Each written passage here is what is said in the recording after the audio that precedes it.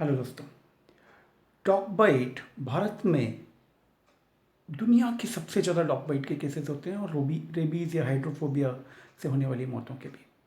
लेकिन हम में से बहुत सारे लोग पहला महत्वपूर्ण स्टेप नहीं जानते। जस्ट इसी हफ्ते की बात है, मेरे एक दोस्त के एक बच्चे को कुत्ते ने काट दिया सड़क पर।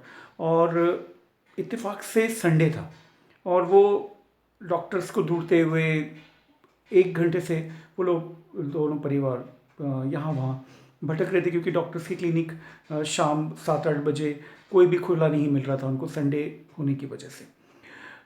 उन्होंने मुझे फ़ोन किया कि हम क्या करें, पहला डॉक्टर्स के क्लिनिक नहीं मिल रहे। तब मैंने जो पूछा तब मुझे समझ आया कि नहीं, बहुत ज़रूरी है इस पहले स्टेप जो कि हर व्यक्ति कर सकता है उसको हमारे लोगों को सिखाने की, कि जो रेबीज से के कीटाणु से बचाव का पहला सबसे महत्वपूर्ण कदम क्या है। आप सोचिए, हम में से बहुत सारे लोग कहीं हल्दी, कहीं चूना, कहीं बहुत सारे इस तरह की चीज़ें उन घाव में भरते हैं जहाँ पर डॉग बाइट होता है। लेकिन पहला जो सबसे ज़रूरी कदम है वह यह नहीं, वह है सबसे पहले समझें कि है क्या। रेबीज वायरस डॉग के सलाइवा में मौजूद होता है, जो कि काटने के बाद ह्यूमन या इंसान के भीतर चला जाता है।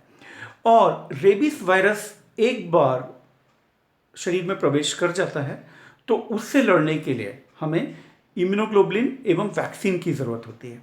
लेकिन वायरस के इस प्रवेश को यदि हम कम कर दें या ख़त्म कर दें तो पहला स्टेप यही होना चाहिए। तो क्या करना है वायरस के एंट्री को कम करने के लिए? तो सबसे पहले ज़रूरी है कि साबुन और पानी से उस घाव को अच्छी तरह धोए, रनिंग वाटर, टैप वाटर से, ना कि मग्गे से उड़ेल उड़ेल के, जैसे कि नल के नीचे उस घाव को वाले हाथ या पैर जहाँ भी कटा है वहाँ रखना और साबुन से अच्छे से धोना। और लगभग WHO कहता है कि 15 मिनट्स तक इस घाव को धोना चाहिए।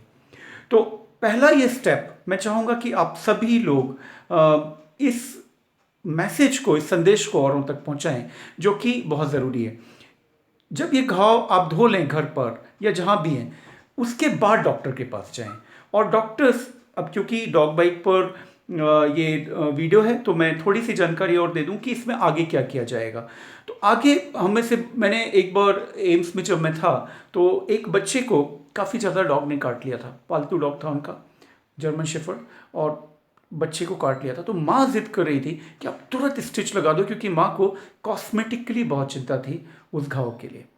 लेकिन मैं बता दूं कि जब हम स्टिच लगाते हैं या बैंडेज लगाते हैं तो वायरसेस के एंट्री होने या रिटेन होने की संभावना बढ़ जाती है। तो ज़्यादातर केसेस में डॉग बाइट्स के स्टिच लगाना या बैंडेज करना अवॉइड किया जाता है जब तक कि वहाँ एक्टिव ब्लीडिंग ना हो या घाव काफ़ी गंभीर ना हो। ऐसी स्थिति में पहले हम उन घाव में इम्यूनोग्लोबुलिन, रेबीज इम्यूनोग्लोबुलिन इंजेक्ट करते हैं जिससे जो कि उन वायरसेस से लड़ सके, वैक्सीन देते हैं और फिर घाव को हम बाकी जो भी करना है, स्टिच करना है या बैंडेज करना करते हैं, जनरली अवॉइड किया जाता है।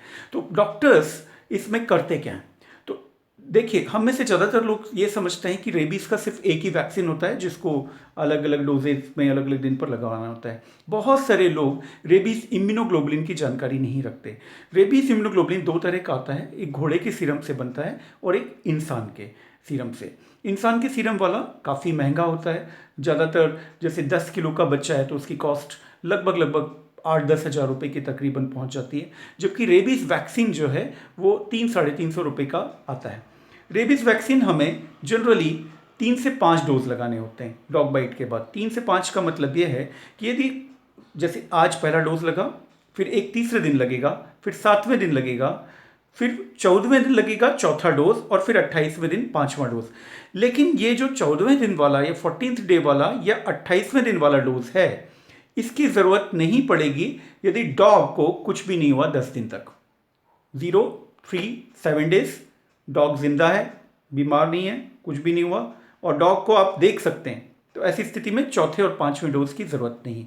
लेकिन यदि डॉग स्ट्रीट डॉग है जिसको कि आप ट्रेस नहीं कर सकते, देख नहीं सकते, या 10 दिन के भीतर कोई पालतू डॉग ने जिसने काटा वो मर जाता है या बीमार हो जाता है या रेबीज़ के लक्षण लगते हैं, ऐसी स्थिति में चौथे और 5वें डोज की भी ज़रूरत रेबीज़ वैक्सीन की होती है। लेकिन रेबीज़ इम्यूनोग्लोबुलिन जो है वह तुरंत फाइट करने में बहुत ज़रूरी है, वायरस से तुरंत लड़ने में, जबकि रेबीज़ वैक्सीन का रिस्पॉन्स 7 से 10 दिन के बाद बॉडी में शुरू होता है, जबकि रेबीज इम्यूनोग्लोबिन तुरंत लड़ने लगता है। इसी वजह से रेबीज इम्यूनोग्लोबिन की ज़रूरत होती है। हॉर्स सीरम से बनने वाला रेबीज इम्यूनोग्लोबिन काफ़ी सस्ता होता है, 400-500 रुपये का, लेकिन इसमें समस्या ये है कि कभी कभार गंभीर रिएक्शंस हो सकते हैं, तो उस वजह से डॉक्टर्स को वो प्रिकॉशंस रखने होते हैं और रिएक्शन से लड़ने की सुविधा उस हॉस्पिटल में या डॉक्टर के पास होनी चाहिए। रेबीज इम्यूनोग्लोबिन लगवाने के बाद first dose of rabies vaccine लगेगा, फिर थर्ड डे, फिर अब आप बात आते हैं कि कितनी जल्दी लगवाना है। कुछ लोग बोलते हैं कि 7 to 2 आवर्स के अंदर, कुछ लोग, तो मैं कहूँगा जितना जल्दी हो सके आप लगवाएं वैक्सीन, क्योंकि होता क्या है कि डॉग बाइट से होने वाला जो रेबीज़ है उसका एक भी केस आज तक दुनिया में रिपोर्टेड नहीं है, प्रॉपर डॉक्यूमेंटेड, जो बचा हो। एक बार रेबीज़ यदि हो गया तो डेथ पक्का है, इसलिए रेबीज़ एक दर्दनाक मौत वाली बीमारी है, तो उससे बचाव ही बेहतर होगा। डॉग बाइट में रेबीज़ इम्यूनोग्लोबिन कब लगाना है या नहीं लगाना, जो महंगा वैक्सीन है, ये डॉक्टर डिसाइड कर सकते हैं, जो कि ग्रेडिंग के आधार पर होता है। एक जनरल पॉपुलेशन को मैं बस बता दूं कि यदि हल्का खरोंच है तो ग्रेड 1 बाइट है, जिसमें वैक्सीन की ज़रूरत है, इम्यूनोग्लोबिन की नहीं।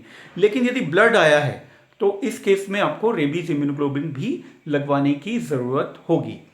अब कुछ लोग झाड़ फूक कराते हैं या बहुत सारी बातें होती हैं कि ये करने से हमें नहीं हुआ, डॉग बाइट के बाद कुछ भी नहीं हुआ, तो उसका रीज़न यह है कि भाई हर डॉग बाइट से रेबीज़ आपको नहीं होने वाला है। ऐसी स्थिति में यदि आप ऐसी कोई भी धारणा रख के कुछ भी कर लेते हैं तो भी आप बचे रहेंगे, क्योंकि हर एक डॉग बाइट जरूरी नहीं कि रेबिड डॉग बाइट हो। इस वजह से ये धारणाएं प्रचलित होती जाती हैं। लेकिन क्या आप चांस लेना चाहेंगे? Can you take us even 1% chance, आप अपने बच्चे या फैमिली या खुद के लिए? तो बेहतर ये होगा कि इससे प्रोटेक्शन करें। और मैं आप सबसे एक छोटी सी रिक्वेस्ट करूं, स्ट्रीट डॉग्स को, हम यदि डॉग लवर्स हैं तो हम जर्मन शेफर्ड, लेब्रा और क्या क्या नहीं पालते हैं, मैं आपसे रिक्वेस्ट करूंगा कि यदि हो सके तो एक स्ट्रीट डॉग पालें। मेरे बेटे ने एक छोटा सा स्ट्रीट डॉग, बहुत ही ख़राब हालत में था और फीमेल डॉग था, जिसे कोई पालता नहीं है, वो फीमेल डॉग को वो लेकर आया और मैंने उससे कहा कि मैं क्यों इसको लेकर आ गया, जर्मन शेफर्ड ला दूंगा, लेब्रा ला दूंगा, बट उसने कहा कि उनको तो कोई भी पाल लेगा, इनको कौन पालेगा।